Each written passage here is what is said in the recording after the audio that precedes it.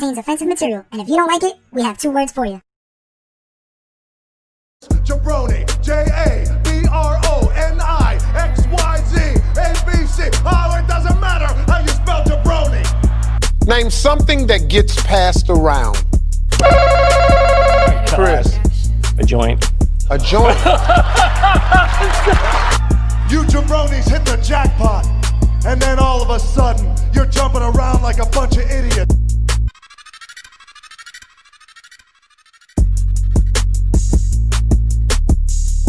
Ladies and gentlemen, heels and heelettes, welcome back to another episode of Joints and Jabronis. I am your boy, Chris G, once again with Mary Jane. But this isn't a joint. I do joints and jabronis, I get it. Sometimes joints just do it for me. So I'm going to smoke a blunt. My show, my rules. It is what it is. Before we get started, we'd like to remind the good people at home to share, comment, subscribe, like, all that good shit. Help us keep providing the entertainment that you so desperately need in the world in these dark times. Before we get started, you know we usually like to go through a routine. I like to count to 3 and light up my blunt. So I hope everybody at home, whether you have a joint rolled, a blunt rolled, spliff, whatever you want to call it, I hope you light up with me at the count of 3, okay? 1, 2, 3.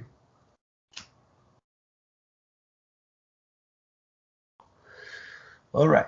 This month we're going to start a little different. We're not going to start with the normal jabotches. We're going to go straight to the jabronis because, well, we didn't really have that many this month.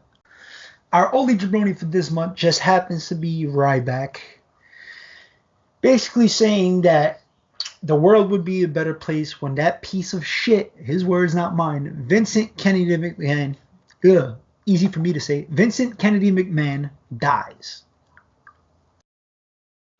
I'm not one for wishing death upon people, especially one of the more influential people ever in the history of wrestling. I'm sure, let's scratch that. I know there's other people out there that feel the same way as Ryback, but that doesn't mean, especially in the world that we live in with all this death surrounding us, that we should be wishing death, basically, on other people. Jabroni shit, man. That's jabroni shit. You should be wishing people life and health and prosperity and wishing that they get higher than a kite watching Joints and Jabronis. Now, of course, it's on to my favorite segment of Joints and Jabronis.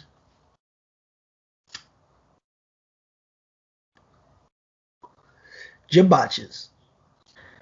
All right. Well, for the first jabotch, even though it's kind of old, we didn't get to cover it last month. We're just going to watch Little Nate just take one hell of a bump outside the ropes. We're just going to keep letting it loop. He really tries to sell the shit out of it, but he struggled. Like, finally, there you go. I'll tell you one thing. If I would have tried that, I probably would have broke my neck. Look at his hair. His hair is so perfect through the bump. That shit doesn't even move. Ooh, and he was waiting for it. Little Nate, one of the best refs in the business to ever do it. Next up, we got Rebel. If you look really close, she just busted her ass trying to get the wheelchair. Whoop, whoop, whoop. Ooh, you know what? Let's play that one back. And I love Rebel. I love me some Rebel. But damn, they just had to catch his like close up on Stu Grayson, but bam! Like, how did she just go down like that? I don't understand. Like, she goes down like a sack of shit. Once again, I love Rebel. I hate to put her on this, but let's keep watching it. Let's just watch it one more time. She just looks like what is she? There's a lot of perspiration in the air. Whoop whoop. I wonder if there's a ramp and she went down and she kept going down. That means that some nice extra footage. Jesus Christ. Look, one more time. Let's see it go down. Slip. She went down faster than the Mets playoff hopes. Now, I guess this is a botch. I'm usually pretty lenient when it comes to AEW refs. But this guy looks like he doesn't know what the fuck he's doing. He always hits the mat before he starts his count, and it's confusing. Just look. We're going to look at it one more time. 1, 2, 3. Yeah, he just counted 3. That looks like 3 to me. Who the fuck taught you that? It wasn't Earl Hebner. It wasn't Dave. Definitely wasn't Kyoto. Definitely wasn't Little Nate. I mean, it's not really a botch. This is the way he refs. But look, 1, 2, 3. That's confusing, my guy. It's confusing the viewers at home. The guys in the ring look confused. Look, they didn't know what the fuck. They don't know what's going on. This guy counted 3 twice. All right, on this Jabotch, we got some fucking fan trying to give Mox a hug. Come on, dumbass. Don't you know there's a pandemic going on? Why do you have to be a jabroni and try to hug the guy? Why can't you just tell him good luck? Tell him good luck on his match. You gotta fucking hug the guy. Let's loop it back. Like, you honestly think that they're gonna let you hug this guy? Wait, he's gonna give you a fucking high five? I mean, unless he was a plant to set up for the next week or the next or 2 weeks where Ricky Starks pretended he was a fan to beat up Mox. But it just don't look like a plant. Security all over this motherfucker. Look, they called him the big guy. The big guy's about to put his knee on his fucking face. Look, he just kicked dirt in his face. He did it mad smooth though. Let's just rewind it one time. He gets tackled pretty quick. Nope, don't think so, my friend. Oh, headlock. That guy wasn't putting up a fight. He was harmless. He just wanted a hug. Go hug your mother. Fucking hug Mox. Think Mox wants a hug? Probably doesn't even want to hug his wife sometimes. He'd rather hug a steel chair or his nice shiny AEW World Championship. You think he's gonna hug your fucking jabroni ass? Stop being jabronis, guys. They don't want hugs. Sasha Banks doesn't want hugs in fucking hotel lobbies, okay? Becky Lynch doesn't want a hug in the bathroom. 2020 pandemic era, leave the hugs at home. On this one, we're just gonna see Evelise stop giving a fuck. Just be like, here, you can do whatever you want. I'm not gonna sell it. Do whatever you want, because we have poor communication in the ring, and we don't really like each other backstage. Or that's the rumor. I'm not there. I can't say this is fact. But pretty much by what I'm seeing, looks like they don't really fuck with each other. They're like those 2 cousins that see each other at family holidays, like Thanksgiving, Christmas, the occasional Halloween party. They don't get along. They just fucking grill each other and give each other backhanded compliments at the table. Like, oh, you cooked the potato salad? Huh, no wonder why it tastes like that. Good job. Backhanded. Oh, which boyfriend you with this year? Backhanded. Keep getting him, girl. Look, that's her face right there. Keep getting him, girl. Keep putting the full Nelson on me, girl. Go ahead. Light the roach is fucking impossible sometimes. Well, next up we have some good old-fashioned CMLL. I don't know what the fuck these guys were thinking. I don't know what this sequence is about. Can always count on one thing. There's somebody in Mexico botching. I don't know if it was the big dude or the guy that just decided not to die. Look, he's just like, oh shit, I'm supposed to drop down. He's like, oh, I got you. He's like, nope, not today, Satan.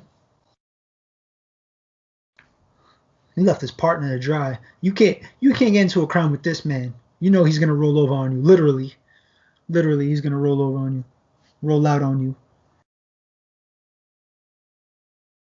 I don't know, it's just weird. The guy in the apron doesn't know what the fuck to do. He's just collecting a check at this point. If they're even paying him. Pandemic era. These checks be bouncing. Let's see what we got here. We got Miro almost killing Kip Sabian because he was hurt. Definitely couldn't get the leverage behind that lift. Janela just loudly asking, you okay, man? You okay? Let's run it back, though, because this shit look brutal. I think Janela fucked him up more just with the little forearm. Kind of like changed his trajectory. He went straight down on his head, but luckily he protected himself. He's not that hurt. But look at Miro like, oh shit, that wasn't good. He barely cleared the fence on that one. This was a dangerous botch. This is one of those uncomfortable ones that could have went really bad, and you're kind of just happy that everybody is better at the end of the day. I don't even want to make too many jokes about this one, but shit. As much as I love Shotzi, she should not be doing shit like this. She always finds a look at her face. Just look at her face when she's just on the floor like, oh, fuck. Ugh. I mean, it's just just a gruesome spot. But kind of slow motion. Ooh. Slow motion. Now, I'm no expert, but I'm pretty sure you shouldn't be landing like that on the apron. Now, she has attempted this move before. She tweeted shortly after, maybe the next day, how the actual move is supposed to go. So she did acknowledge that she did fuck up. She wasn't supposed to land that way. But she has been doing some pretty dangerous shit. She has a lot of guts. I pray for her safety sometimes. She scares the living shit out of me. And I hope she stays safe. She should avoid doing shit like this all the time. At any given time. Do not do shit like this. And that'll be it for this week's episode of Joints. Oh wow. This month's episode of Joints and Jabroni. Sorry. I'm high, guys, obviously. I'd like to give a shout out to 411mania.com for helping a brother provide the botches that he needs to keep this going.